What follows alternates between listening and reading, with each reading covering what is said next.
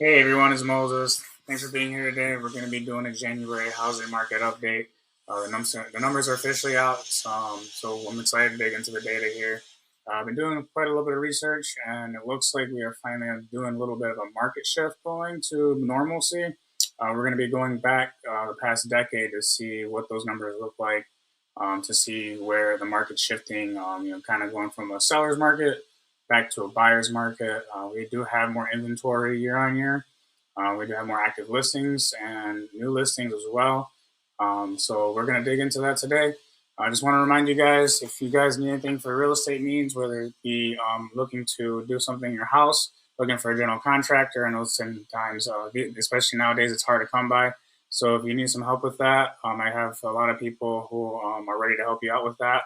If you need someone with the AC or solar, roofing, anything like that, windows, I'd be happy to help you out. Landscaping. If you're an investor too, and you're looking maybe to just clean out the house, and you need some cleaners, and you can't help find someone to help you out with that, I have a few connections with that as well. So give me a call so I can help you out. 248-416-8219.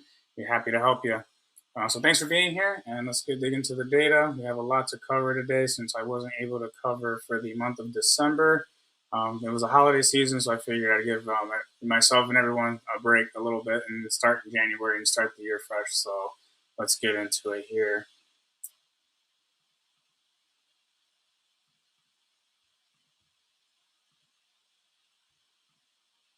All right, so we're going to start with the state of Florida with some hard numbers, and then into the Orlando area that I serve here, and then we'll look at some graphs so we can look at some historical trends. All right, so I'm gonna go quick through these, and then if you want to pause it and look at the hard numbers yourself, you're more than free to as well. So I'm looking at cash sales here. We're up 3.3% for the year.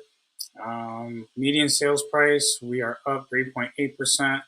Average sales price, we are up 9.7% as a state. Median time to contract, we're up 7.5 days. There's only 3 days. I'm looking at it as a hard number instead of a percentage. Median time to sale, up 2 days. New pending sales, it's down 2.9%. Just about, 600 homes there, a little bit less than 600 homes. New listings, we are up 16.7%. Pending inventory, we are down 9.6%. And then active inventory, we are up 24.8% year on year. Months of supply, we are at 3.8 as a state, up 35.7%. And then now moving on to the Orlando, Kissimmee, Sanford area, the area here that I serve. Closed sales, we're up 6.1% for the year. Cash sales, we're down just 0.2%. Only one transaction for cash sales is down. Median sales price, we're up 1.2% at 420,000. Average sales price 1.4% up to $515,645. Median percent of original list price only up 0.9% from last year, and that's even under asking as well, about 4.1% there from last year. Median time to contract, we're only down 1 day. Median time to sale, down 2 days. New pending sales, down 3.4%. New listings, up 14.9%. Pending inventory, we are down 6.4%. Active inventory, we're up 18.4%. And months of supply, and we've gone up 33.3%, up 0.7 months of supply. So let's get into some graphs here so we can look at some historical data here. So I go back about a decade to see, so that way we can see about what's been going on, what the average market trend is for the decade. As demographics, migration, and people get older, things change within the market, and the human psychology changes as well within the generations that are growing up. So it's a lot of different things that I take into consideration when looking at this stuff. Also, retirement, right? Florida is a big retirement state. So this is kind of things that I look at, because Florida, it was at one point an affordable market. So we had high migration here with the retirees. But as things are getting more expensive, there's a little bit less demand from that age category. So these are just kind of the analytics, the metrics that I consider when I look at this data. So let's go back to January 14th for this year. just so we can see what we got. We got a little bit of a bump up in inventory for actives from 77,512 up to 81,603. And so what I look at now historically, I first start my baseline is the March, right, the beginning of 2020, like what was going on in this area, and we see it goes down a little bit, then we tick up a little bit, and then it obviously dropped off there. But what I want to look at is what happens in January of 21. As we can see, inventory keeps coming down. And then we kind of go back up in the spring season as people are putting more listings on the market or going back on market. And then we see it again here in January 22 goes down. And then in 22, we come straight up to get some inventory built up. And then once we get into those winter months again, we start dipping and troughing here. And then we're going back up again. So now we want to go back to 2014. Let's see what's going on with the beginning of the year, the beginning of the quarter. So January 14th, we have a little bit of an uptick and then come down, and then going same thing here, a little bit of uptick, and then it gets absorbed. Again, it goes up and then gets some absorption there. January takes up, gets some absorption there. Takes up, gets some absorption here, and then actually kind of flat lines this year, doesn't it? So flat lines there in 2018.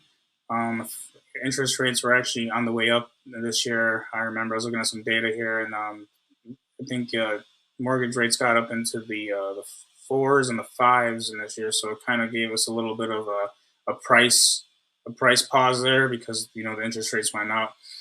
So let's keep going up to January 2019. We ticked up, and then we go into January. At this point now, interest rates actually dropped back into the high threes and the low fours. So it became a little bit more affordable on a monthly, and it started dipping down again in inventory. So historically, that's pretty much what goes on. So let's check out Orlando. We also saw just a slight uptick, about maybe not even 100 homes here in Orlando.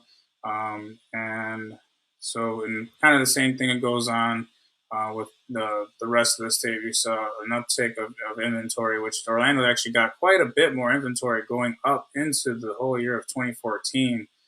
Active inventory was piling up, and then it drops down, and then as we can see, kept kind of doing that pattern for a while. There are lots of absorption. I was reading an article, and a lot of the migration coming in from the north was rebounding back down to the Sun Belt, due to people moving back north after the great financial crisis as property prices really dipped. So a lot of that migration really came from the colder states. And then once we start getting into 2017, then we can start seeing an uptick, and then we go down. And I believe that's from the Hurricane Maria in Puerto Rico, and the Puerto Rican population started moving. Interest rates kind of went up. Uh, Transactions probably weren't happening as much, so the absorption rate kind of took a pause there. And so we started stacking inventory, and then we get the rate cuts again, and then we start, getting some more absorption as it becomes more affordable. And let's see here, once things started kind of going and kind of crazy beginning of 2020, right? I'm sure we all remember what happened. Inventory just falls off as people are taking their houses off the market, and once the migration happens, things are starting to open up here in the state of Florida. A lot of people were migrating here. It just takes a huge dip here. Capital was very cheap. A lot of people moving from high real estate markets were coming in, and now we're starting to get back up to almost pre-pandemic levels here. So it's going to be interesting to see where inventory is taking us. So now let's check into new listings from December to January. We saw about 10,600 homes of inventory as a state increasing, and this is pretty much kind of on par what happens into December into January here. It's pretty much the trend. It seems like we start our housing market listing just a little bit earlier than the rest of the country, and usually around the country, springtime after the Super Bowl's done, and that's when a lot of people start putting their houses on the market, as like all the holiday slash festivities and national holidays are. Even though the Super Bowl is a national holiday, but I feel like here in the United States it should be a holiday at this point. So The same thing with Orlando. Still the same trend. Listings start coming on. Into from winter into after the holiday seasons, they start ticking up. So that's the usual inventory activity there. What happens during the winter time, and so let's keep moving on here. So that active inventory that I showed you guys, right? I wanna point out where that is at, and each line here is represented by the amount dollar value here at the bottom. So if we can see, we're pretty much not getting much of any inventory here at the $250,000 mark up to $300,000 range. That's for few and far between to find, and they're out there, but a lot of them are fixer uppers, and so there's not too much supply here. But where we are stacking inventory is right here, getting into the 400,000 to $600,000 mark. And it looks like as well, not as much as here, but also in the 300,000 to 400,000, and the 600,000 to the million, just under $1 million mark. We're starting to see inventory stack here, so that's good, because the more inventory that we are getting here in this price range, the more price pressure we'll have as inventory keeps going up, if it keeps going up. So we'll see how that goes in the future. That is for the Orlando Kissimmee area. Let's see here. So now new listings. Again, each different line is represented by the dollar amount on the bottom here, and we're kind of seeing the same thing here as well, as we're seeing the 400 to $600,000 mark, having the largest amount of inventory. So this is where the median and the average is really seeing the transaction volumes and the inventory coming on from those listings. So we're definitely coming on up. So let's keep going on here. Median percentage of list price. So here in 2022, money was getting really cheap, or even cash sales are probably happening actually at this point. Let me see, because June, July. Okay, so yeah, so this was right before money started getting expensive here, and a lot of migration was still happening, and a lot of cash transactions were happening here. But it seems like now, we're kind of following 2022 and what is actually historical in the market, for it to be actually below asking prices. So I think we're starting to see a shift back to normalcy of what markets should look like. So that's good for buyers, and so that way you got a little bit of negotiating power, and that's why I'm kind of showing you guys where the active inventory is coming from in the price ranges, because that way you have a little bit more leverage in negotiating here. And then also for the sellers can understand that they have more inventory, more competition in the market, and it's very important to price your house right, so that way it can get sold at the right time. Because the longer you stay in the market, the less traffic you'll get later on, and possibly a less dollar amount value. So we're definitely starting to see a lot of this inventory starting to stack, and the percentage of the asking price is coming down. And I think that will keep on continuing to happen so long as interest rates stay about where they're at right now, six and the sevens. I think we're going to probably be there all year. Even if we do have a couple of few rate cuts this year, for on the Fed side of things, we really got to follow the 10-year Treasury, because that's where mortgage rates usually follow. So that's the most important thing there with interest rates. The other thing is where the median time to contract, we're starting to go more of an imbalance to the historical data for the decade. Really, this time period was just an anomaly. So it's good to go back to normalcy, especially here for the locals, because a lot of them have been priced out. Florida has been named the second most expensive real estate market in the country, and that is not good here for the locals, right? The local economies can't sustain those prices, and especially with inflation. I'm sure everyone here knows that the insurance has been going up for a while. They're talking about another 50% increase of insurance this year. So that's going to be a little bit more of to me, another price pressure type of scenario, where you have that metric going up on the back side of the mortgage. You have your principal, interest, taxes, insurance, the PITI. What a lot of people obviously are wondering is like, is there going to be a housing market crash? Like, will it happen? I definitely believe it is going to be market specific and also what people define as a crash. A lot of people, will say anything up to 20, 25, even 30% is correction. Other of us define it as a crash. Because if you're taking the lower number and you go up 30%, if you come down from that high number and you come down 25%, just because you went down a percentage amount less, the number is actually higher than the 30% drop. So those are things to consider. I would definitely say that, in my opinion, a crash would be returning to the mean, right? Because you had a bubble coming up, and if you come back down to what either your trend is or what the mean is, because housing is set at the margin. Local economies are what makes a housing market. So we did have a lot of migration here from higher real estate states such as New York and California. A lot of them were remote workers, so a lot of them were actually able to keep that California and New York wage at Florida taxing. So if you could have Florida tax-free state and city, because there's not a lot of local municipalities that charges on income taxes here. Um, Mostly, it's bed tax, vacation taxes, stuff like that's what covers here the state of Florida and a bunch of other taxes here. But if you have the ability to have a California New York wage, but you get now you're not being taxed at the same rate, you have a lot more disposable income. So that is going to push up pricing there too, because you're outpacing the income of the locals here. So hopefully, we'll see how that trends. There's a lot of different things going on in the economy where AI is really blowing up right now. If you guys follow, any of the tech stocks at all, Nvidia is blowing up. And in my personal opinion, as that stock keeps increasing and the higher that goes, the faster that goes up.